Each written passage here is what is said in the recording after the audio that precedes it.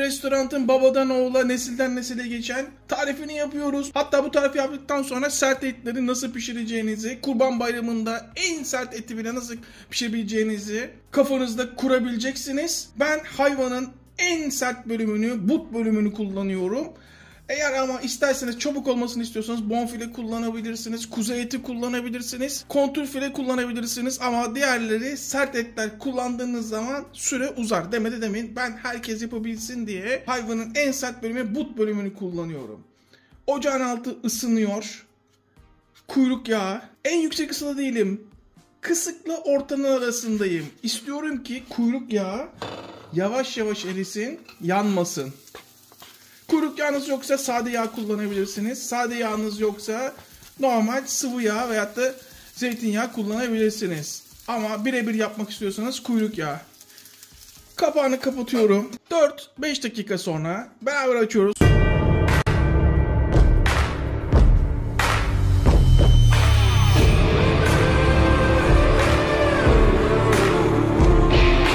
Kıkırdaklarını içinden alıyorum. Sadece yağ bırakacağım. Bütün kıkırdakları alıyorum. Tavayı değdirdik. Hafif yandı. Siz dikkatli olun. Bunlar da dışarıdaki yavruların göz hakkı. Bir patates. Tek kişilik yapıyorum. Dikkat edin. Tek kişilik yemek yapmak esasında daha zor miktarları ayarlamak için. Arjantin basketbolla ilgili açılıştan Hispano maçı var. Toplam maç skoru 150,5 oynadık. Bu akşam oynanacak, yani video yayınlandığı zaman maç bitmiş olacak. İsteyenler bakabilir.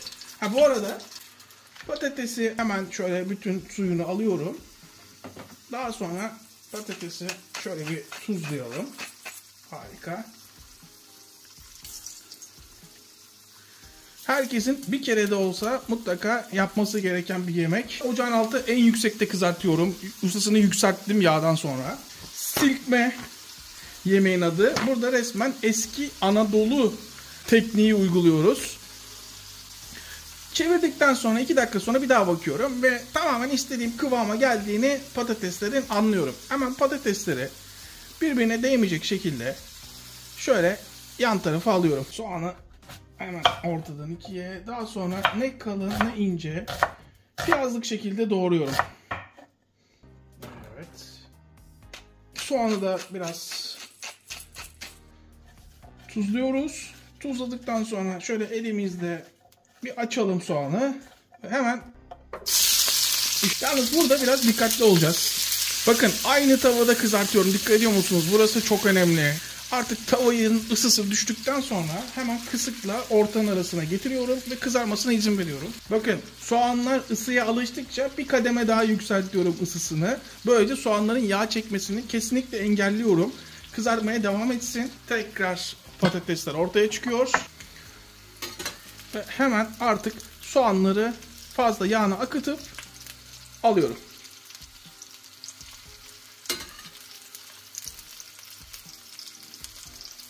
Dikkat ederseniz dolaptan çıkardığım anda eti kullanmıyorum. Lezzet ufak detaylarda saklı. Ben işlemlerini yaparken 15-20 dakikadır oda sıcaklığında etler kendine geldi. Şimdi bakın ocağın altını hafif kısıyorum. Bir tane et atalım.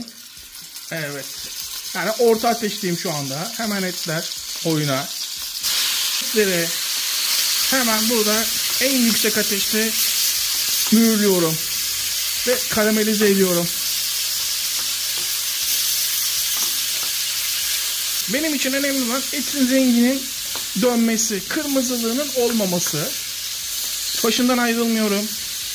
Bonfile veyahut da kuzu eti olsaydı direkt salçayı katacaktım. Fakat etim en sert et olduğu için sıcak su. Murat Kolbaşı beni bulsun. Benim kahve makinemi ne işlere kullanıyorsa Koray diyebilir. Ama lezzet ufak detayda saklı. Murat Kolbaşı beni bul. Şimdi bakın. Hemen bu sofrada su katıyorum. 1 su bardağı sıcak su. İyice kaynamaya başladığı anda altını kısıyorum. Böylece normal sıcak suyumuz et suyuna dönüşüyor şu anda. Ve kapağını kapatıyorum. Ocağı bu kadar kullanmak istemiyorum diyenler, daha kısa sürede yapmak istiyorum diyenler düdüklüde de yapabilir et kısmını. Ama böyle uzun uzun daha lezzetli olur. Yavaş yavaş pişe pişe. Saat gece 3'te, belki de 3.30'da, tam hatırlamıyorum. Arjantin Hispana basketbol takımının maçı var. 150.5 üstü bekliyoruz. Bir vampirin tarif defterinden bildiriyorum. Burası mutfak. Kıracağız, dökeceğiz. Yarım saat 40 dakika pişsin kısık ateşte. Ara ara kontrol etmek lazım. Bir yarım saat sonra bakalım. Suyunu çektiyse doğru yoldayız. Bakın, suyunu çektiğini, sadece yağın kaldığını fark ediyorum. Görüyor musunuz? Bu arada burada 250 gram et var. Az gelebilir belki gözünüze. Şimdi artık koruma çekeceğiz ve lezzetlendireceğiz. İsteyen domates de kullanabilir ya da isteyen benim gibi salça kullanabilir. 1 yemek kaşığı salça. Bu arada Hatay salçası kullanıyorum. Şanslıyım. Şimdi burada artık salçayı tam ortada açıyorum. Bak artık yapışmaya başladı, görüyor musunuz? Bak yakıyorum demiyorum, yapışıyor diyorum. Ve tekrar artık burada yemeğin yağını dengelemek için isteyen tereyağı kullanabilir, isteyen zeytinyağı kullanabilir, isteyen sıvı yağ kullanabilir. 2 yemek kaşığı zeytinyağı kullanıyorum. Hatta 3 yemek kaşığı salçayı kısık ateşte, kısıkla orta arasında kavurmaya devam ediyorum.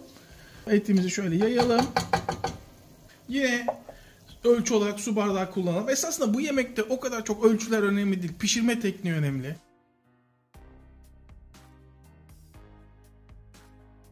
Tekrar su ilave ediyorum. İşte bu. Şimdi artık tavayı bütün lezzetini geçiriyorum. Yani kalıntıları yemeğe lezzet olarak katıyorum. Artık tekrar yüksek ateşe alıyorum. Yüksek ateşte kaynamasını bekliyorum. Kaynamaya başladığı anda artık tuzunu ilave ediyorum. Tuz size kalmış, herkes ne kadar seviyorsa. Karabiber 1 çay kaşığının şöyle ucuyla, abartmadan. Kırmızı toz biber 1 çay kaşığı. Pul biber tamamen isteğe bağlı. İster acı, ister tatlı. Bu kadar baharat yeterli. İsteyen daha da baharat katabilir ama temel baharatlar bunlar. Tekrar etim sert olduğu için bir 10-15 dakika daha pişireceğim. En az 15 dakika. Eğer ki bonfile, antrikot, hadi kontrfile olsaydı bunları bu kadar eti pişirmeme gerek olmayacaktı. Evet, 15 dakika sonra devam edeceğiz. 15 dakika deneden beraber açıyoruz. İlave etmeye başlıyorum. Soğan şöyle yayarak. Soğanın her parçasını kullanıyorum. Evet, harika.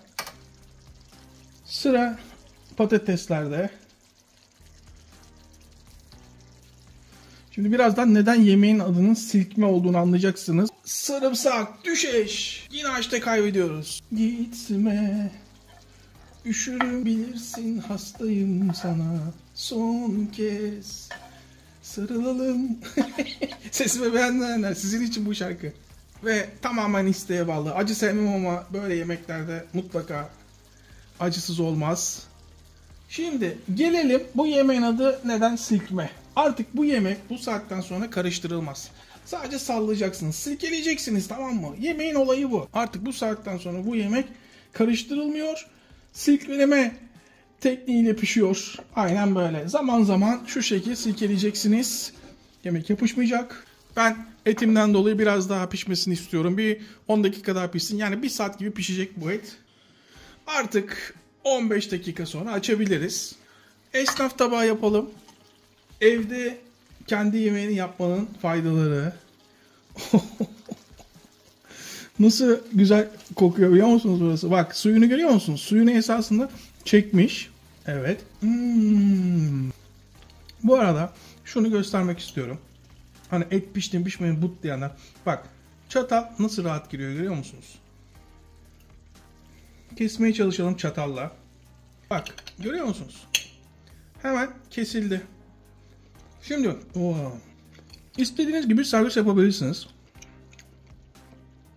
İster patatesler altta. Tamamen size kalmış.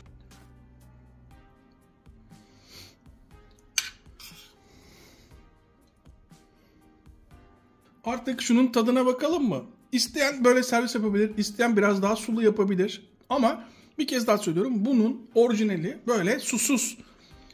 Ama kupkuru da değil. Aynen böyle olması. Da Vinci, Picasso, Michelangelo, ayağa kalkın. Ustanız geldi. Tabii ki Ali Koç. Seni unuttum zannetme. Fenerbahçe'nin defans oyuncusu bizim Samet'e bir mesajım var. Tanıyanlar iletsin. Samet, seni ben affedemem. Allah affetsin. O anlar. Evet. Ali Koç beni bul. Bu rezillik son bulsun. Bugüne kadar yaptığımız en iyi yemeklerden bir tanesi. Hiç ayırmadan eti. Aynen böyle. Açın ağzınızı, direkt tadına bakalım. Gayrı benim de dayanacak gücüm kalmadı. Dükkan açın, evi geçindirin. Erkek arkadaşınıza yapın, ertesi gün evlenme teklifi alın. Annenize babanıza yapın, hayır duasını alın. Çoluğa çocuğa yapın, sevindirin. Açın ağzınızı, inanılmaz. Nasıl keyfimin yerine geldi biliyor musunuz?